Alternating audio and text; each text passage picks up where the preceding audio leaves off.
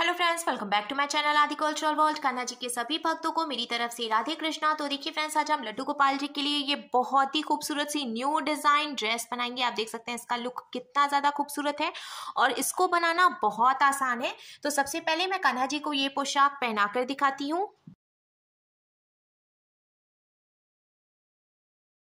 तो देखिए फ्रेंड्स, हमने लड्डू गोपाल जी को ये सुंदर सी पोशाक पहनाई है और आप देख सकते हैं हमारे कान्हा जी इस ड्रेस को पहनकर कितने अच्छे लग रहे हैं।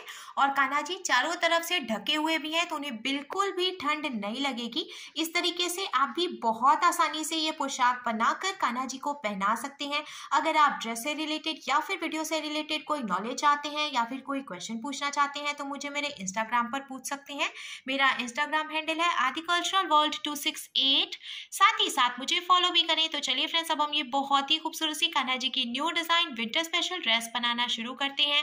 इसके पहले अगर आपने अब तक मेरे चैनल को सब्सक्राइब नहीं किया है तो प्लीज मेरे चैनल को सब्सक्राइब करिए, साथ ही साथ बेल आइकन भी प्रेस करिए जिससे मेरे आने वाली वीडियोस की नोटिफिकेशन आपको सबसे पहले मिले। सबसे पहले हमने यहाँ पे ये येलो कलर का ऊन ले लिया है। मोटा वाला ऊन है इसीलिए मैंने सिंगल रखा है। अगर आप बहुत ही पतला ऊन ले रहे हैं तो उसको डबल करके भी ड्रेस बना सकते हैं। और साथ ही साथ ये ड्रेस बनाने के लिए मैंने यहाँ पे 10 नंबर की क्रोशिया ली है। तो इस तरीके से हम एक लूप बनाएंगे पहले और अब हमें लूप के अंदर क्रोशिया को डालना है। फिर हुक में ऊन को फंसाकर लूप में से निकाल के खींच के हम टाइट कर देंगे। अब हमें क्रोशिया में ऊन को लेकर लूप में से निकालना है तो ये एक चेन बन गई। फिर से हम क्रोशिया में ऊन को लेकर लूप में से निकालेंगे तो ये दूसरी चेन बन गई। इसी तरीके से अब हमें सबसे पहले चेन बना के कंप्लीट करनी है।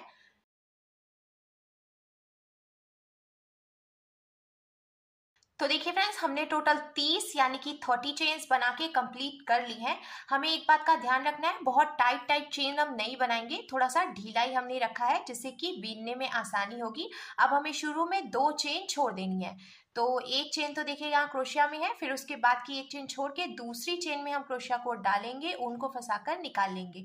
2 फंदे हो गए तो हमें क्रोशिया में उनको लेकर इन दोनों फंदों से निकाल लेना है। फिर इसके बाद वाली चेन में से भी हम क्रोशिया को डालकर उनको फंसाकर निकालेंगे। 2 फंदे हुए तो क्रोशिया में उनको लेकर 2 फंदों से निकाल लेंगे। इसी तरीके से हमें हर एक चेन में से एक एक बार सिंगल क्रोशिया बनाते हुए ये पूरी लाइन कंप्लीट कर लेनी है। देखिए, हम ढीली चेन बनाते हैं ना तो फिर बीनना बहुत आसान हो जाता है। अगर बहुत ही टाइट चेन होगी तो पहली लाइन बीनने में थोड़ी सी मुश्किल आती है। इसीलिए आप भी ढीली ढीली सी चेन बनाएं जिससे बीनने में आसानी हो।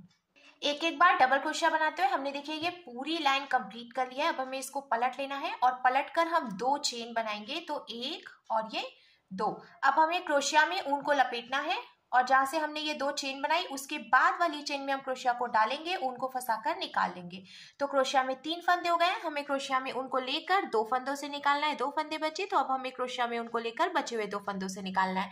तो इस तरीके से हमने ये डबल क्रोशिया बनाई। फिर से हम क्रोशिया में ऊन को लेंगे, इसके बाद वाली चेन में क्रोशिया को डालकर उनको फंसाकर निकालेंगे। 3 फंदे हुए, क्रोशिया में उनको लेकर 2 फंदों से निकालेंगे। 2 फंदे बचे तो क्रोशिया में उनको लेकर बचे हुए 2 फंदों से निकालेंगे। इसी तरीके से बहुत ही आसानी से अब हमें हर एक चेन में से एक एक बार डबल क्रोशिया बनाते हुए ये पूरी लाइन कंप्लीट करनी है। और इसके बाद 7 लाइन और ऐसे ही बनानी है। यानी कि ये लाइन जो हम बीन रहे हैं इसको लेके टोटल 8 लाइन हम बना के कंप्लीट करेंगे। और हमें कुछ भी घटाना या बढ़ाना नहीं है, सिंपल हर एक चेन में से एक एक बार डबल क्रोशिया बनाते हुए हमें टोटल 8 लाइन कंप्लीट करनी है। एक बात का ध्यान हम और रखेंगे, सभी लाइंस की शुरुआत में पहले हमें 2 चेन बनानी है, फिर उसके बाद हम आगे बीनना शुरू करेंगे। तो देखिए फ्रेंड्स, हमने टोटल 8 लाइन बीन के कंप्लीट कर लिया है। हर एक चेन में एक एक बार डबल क्रोशिया बनाते हुए मैं आपको काउंट करके दिखाती हूँ। 1 2 3 4 5 6 7 और ये 8। अब यहाँ लास्ट में जो एक फंदा बचा है तो हमें टोटल 25 चेन्स फिर से बनानी है। 1 2 3 4 5 6 7 8 9 10 11 12 13 14 15 16 17 18 19 20 21 22 23 24 25। तो टोटल देखिए हमने 25 यानी कि 25 चेन्स बना के कंप्लीट कर लिया है। हमने इस बार भी ढीली ढीली चेन बनाई है। अब हमें शुरू में 2 चेन छोड़नी है, एक क्रोशिया में है, फिर उसके बाद वाली भी। अब तीसरी चेन में हम ऐसे सिंगल क्रोशिया बनाएंगे। फिर इसके बाद वाली चेन में से भी हम सिंगल क्रोशिया बनाएंगे। इसी तरीके से हर एक चेन में से एक एक बार सिंगल क्रोशिया बनाते हुए हमें देखिए इसको यहाँ तक पहले कंप्लीट करना है। तो देखिए फ्रेंड्स, हमने जहाँ तक चेन बनाई थी वहां तक हर एक चेन में से एक एक बार सिंगल क्रोशिया बनाते हुए हमने इसको कंप्लीट कर लिया है। अब इधर की तरफ से हमने डबल क्रोशिया की टोटल 8 लाइन बनाई है। तो हमें ध्यान से देखना है, ये जो डबल क्रोशिया बनाई है हमने लास्ट वाली, तो इसके बीच में ये जो गैपिंग है यहाँ से अब हम 3 सिंगल क्रोशिया बनाएंगे। तो इस तरीके से इस गैपिंग में हम क्रोशिया को डालकर ऐसे सिंगल क्रोशिया बनाएंगे। ये 1, ये 2 और ये 3। तो एक डबल क्रोशिया में से हमने टोटल 3 सिंगल क्रोशिया बनाई है। अब इसके बाद वाली जो डबल क्रोशिया है तो इस गैपिंग से हम फिर से 3 सिंगल क्रोशिया बनाएंगे। ये 1, ये 2 और ये 3। ऐसे ही हमें हर एक डबल क्रोशिया जो लास्ट वाली है उसकी गैपिंग से 3 सिंगल क्रोशिया बनाते हुए इसको लास्ट तक कंप्लीट करना है। तो देखिए फ्रेंड्स, लास्ट वाली जो डबल क्रोशिया थी उसमें से 3 सिंगल क्रोशिया बनाते हुए हमने इसको लास्ट तक कंप्लीट कर लिया है। और अब हमें इसको फिर से पलट लेना है। पलट कर हम 2 चेन बनाएंगे, 1 और ये 2।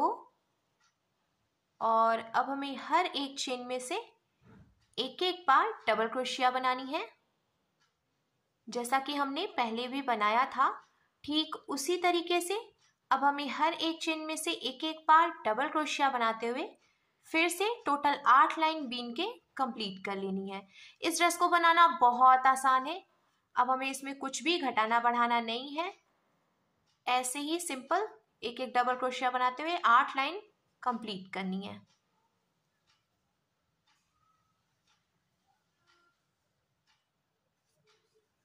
तो देखिए फ्रेंड्स, इधर की तरफ से भी हमने टोटल 8 लाइन बीन के कंप्लीट कर ली है। 1 2 3 4 5 6 7 और ये 8। अब लास्ट में जो एक फंदा बचा है इसको हम यहीं पे लॉक करेंगे। तो सबसे पहले थोड़ी सी जगह छोड़ते हुए हमें एक्स्ट्रा ऊन कट करना है और ये जो एक फंदा है इसको हम ढीला करते हुए इसमें से ऐसे ऊन को निकाल के खींच देंगे। फिर हमें टाइट कर लेना है